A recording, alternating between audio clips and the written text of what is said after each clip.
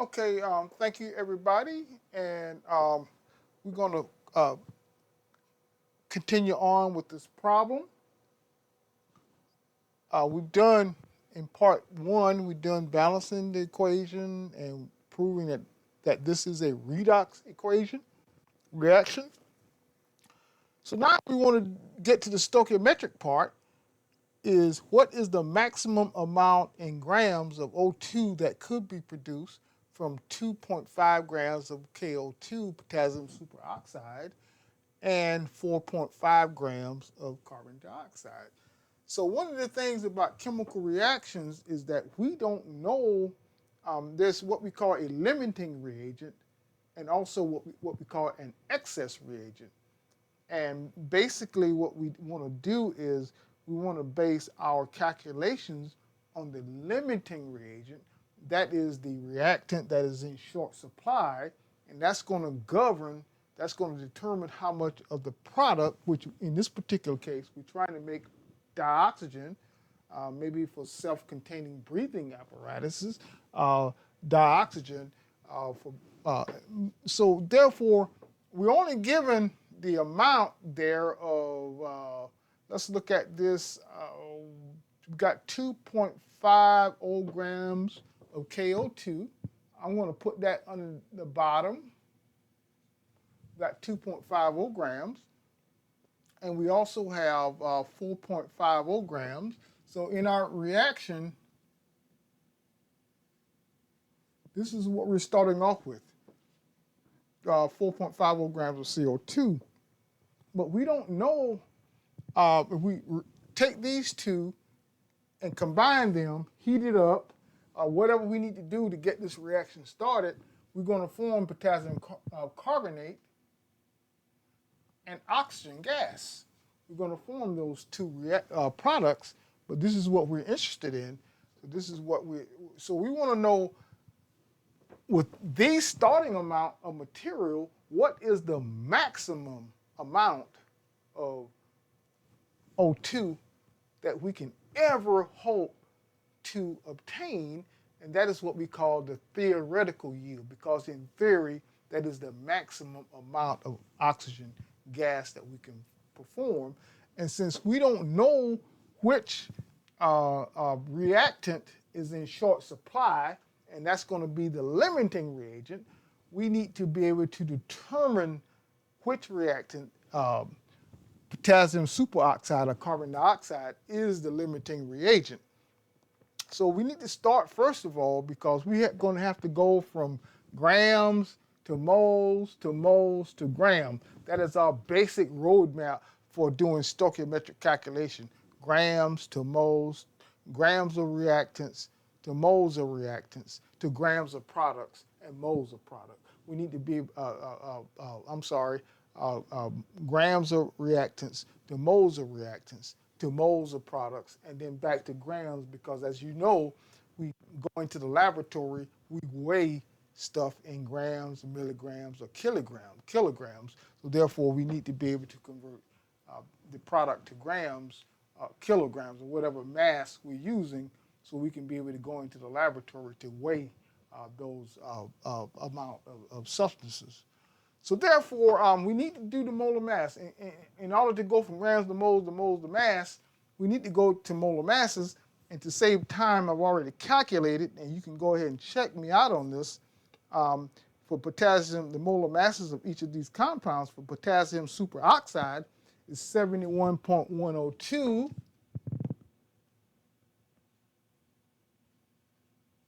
grams per mole. That's the molar mass. That's the mass of Avogadro's number of KO2 entities. For carbon dioxide, I calculated, I'm going to use 44.01 grams per mole. That's Avogadro's number, 6.022 times 10 to the 23rd particles, entities, or molecules in this case, of carbon dioxide. And then for potassium carbonate, I calculated 138.21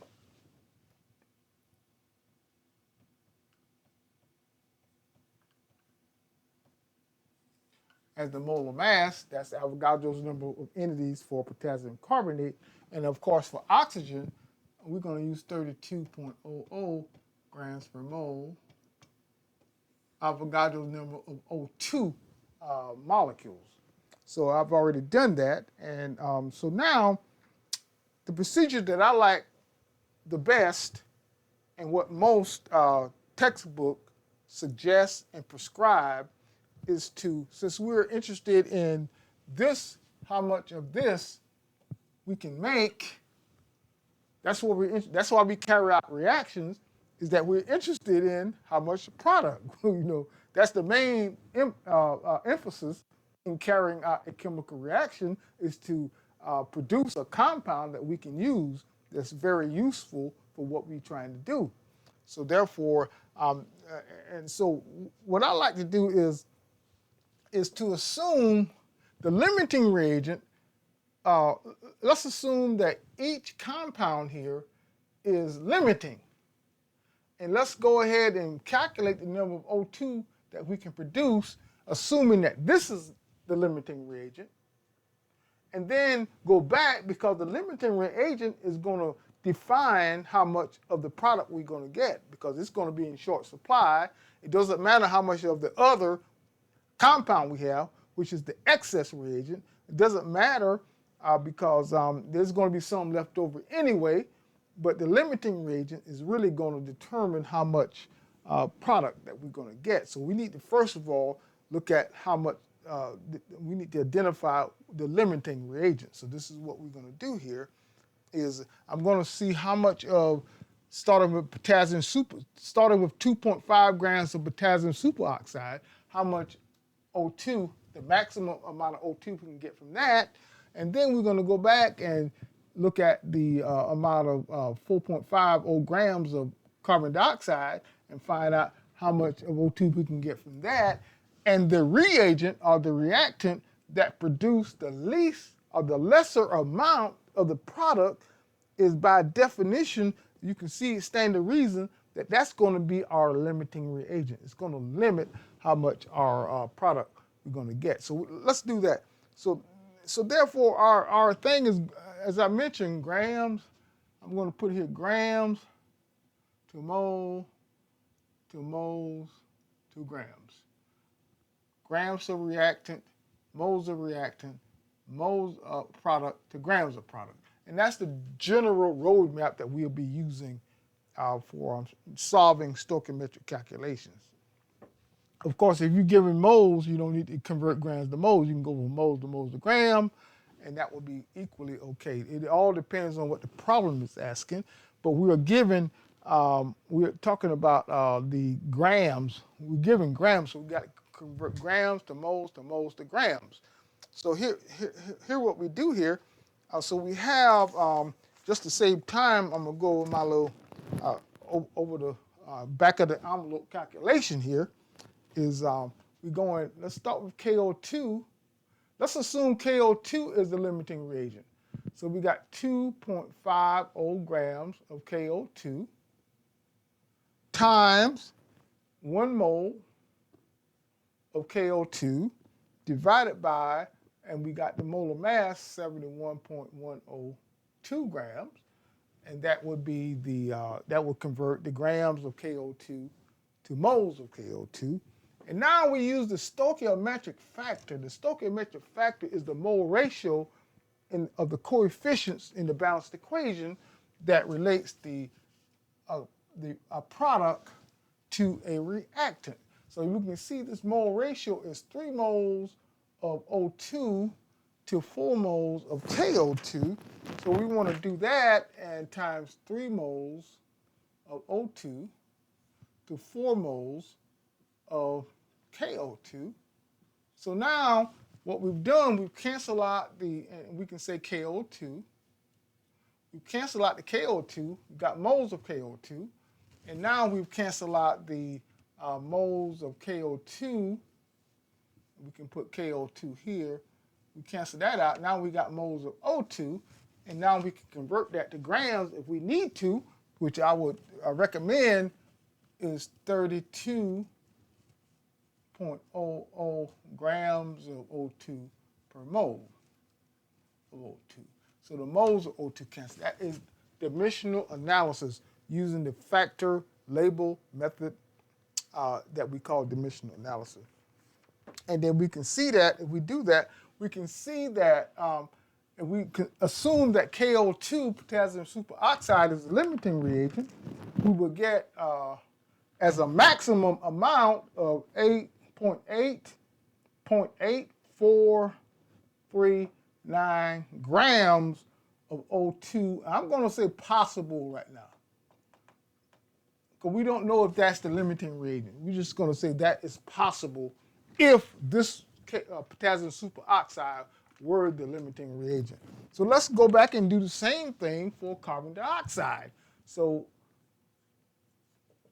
we started off with 4.5 grams of CO2. Convert that to moles, grams to moles to moles to grams, and then we have 1 mole of CO2, the molar mass. We just divide by the molar mass. Actually, 1 mole of CO2, and we got per 44.01 grams of CO2. You see the grams of CO2 cancels. We have moles of CO2. So now we multiply it by the stoichiometric factor, the mole ratio from the stoichiometric coefficients in the balanced equation. That's why it is important to balance the chemical equation. It's no good if you don't have a balanced chemical equation. So we have 3 moles of O2 per 2 moles now CO2. Let's go here and say 2 moles of CO2. So the moles of CO2 cancel. So now we come up with moles of O2, and now we just again convert that to grams.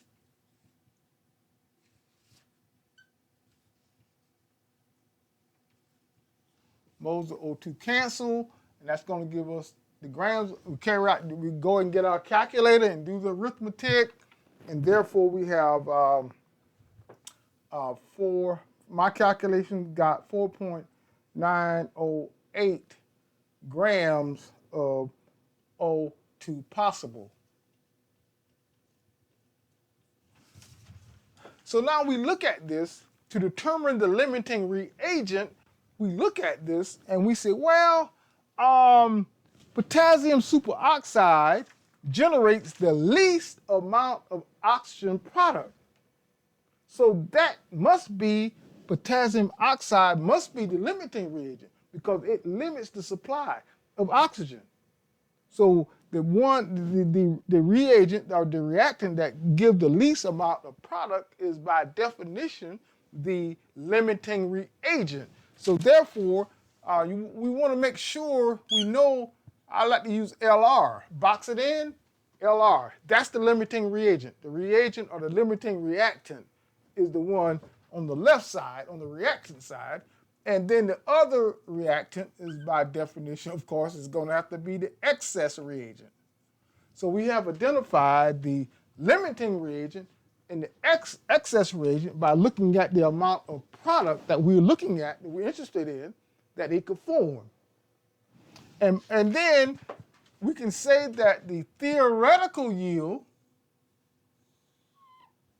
for the limiting reagent, this is the maximum amount of oxygen, so I can really erase the possible.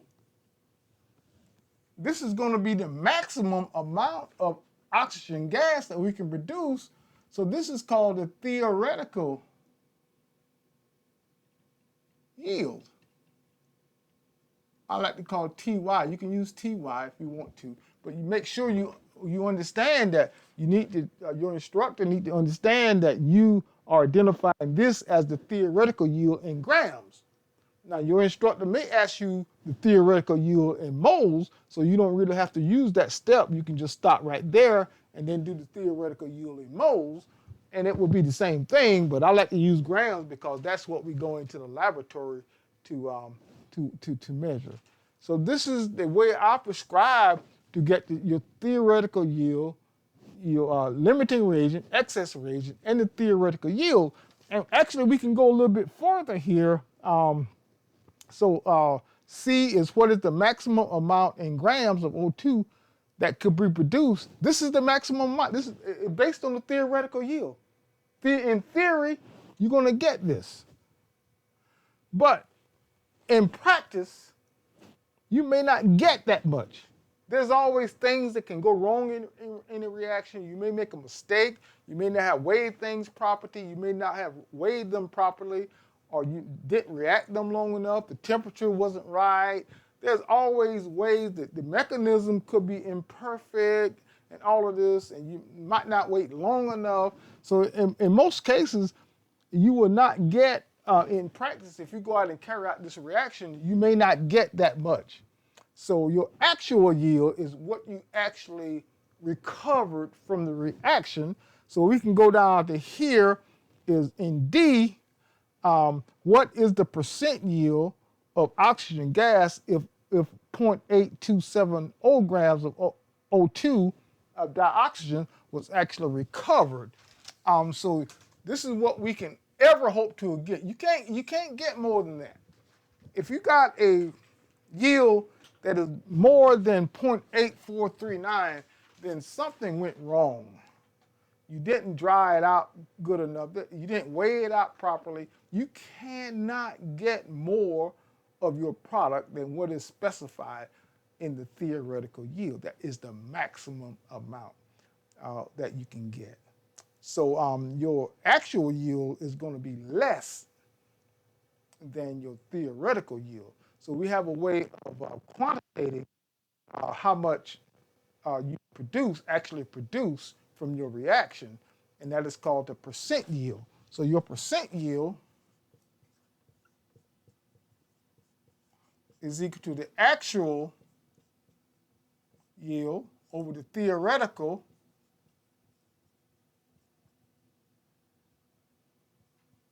time, we can multiply that times 100 to get a percentage. And in this particular case, you got your actual yield in 0.8270 divided by the theoretical yield, 0.8439 grams, times 100%. And according to my calculations, your theoretical yield is your percent yield. And let's see if I got that already calculated. I may not. I may have to go. Okay. I have that as 98. I'm going to use 98.00%, and that is darn good. If you can carry out a reaction and get a 98% yield, you probably going to get a great pay raise from your boss, from your company that you work on, because this is you are really balling right there. You balling if you got a 98% yield, because a lot of reactions, particularly in organic chemistry, don't really go to 98%. This is really, you are balling. You are really doing great. So that's part 2 of this problem. So we may need 2 more parts to this problem. Thank you very much.